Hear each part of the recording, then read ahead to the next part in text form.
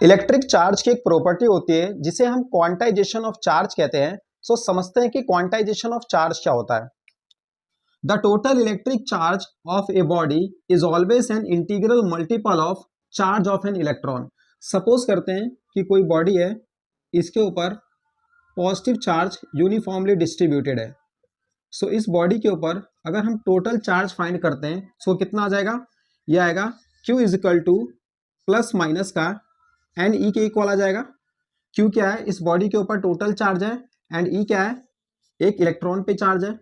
सो electron पे charge कितना आता है, 1.6 इंटू में 10 की पावर माइनस 19 कूलम आता है।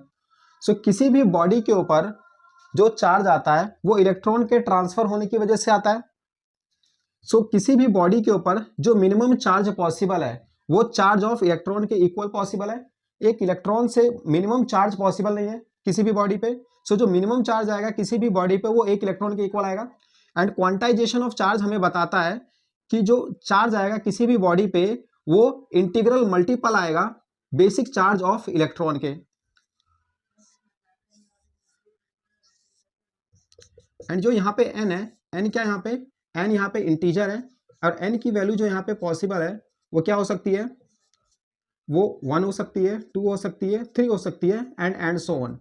सो कभी भी जो जो इलेक्ट्रॉन ट्रांसफर होगा वह तो या तो एक इलेक्ट्रॉन ट्रांसफर होगा, या तो 2 होगा, या तो 3 होगा। हमेशा जो बेसिक चार्ज है उसके मल्टीपल की फॉर्म में ट्रांसफर होगा।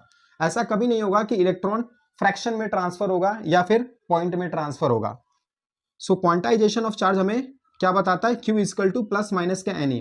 अगर किसी बॉडी के ऊपर ज्यादा इलेक्ट्रॉन अगर हम इसको सप्लाई करेंगे तो उसके ऊपर नेगेटिव चार्ज आ जाएगा। सो चार्ज कितना आ जाएगा, माइनस का NE के इक्वल आ जाएगा। एंड किसी भी बॉडी से जब हम इलेक्ट्रॉन को विड्रॉ कर लेंगे, वापस ले लेंगे, तो उस केस में चार्ज क्या आ जाएगा, Q इक्वल टू प्लस का NE के इक्वल आ जाएगा।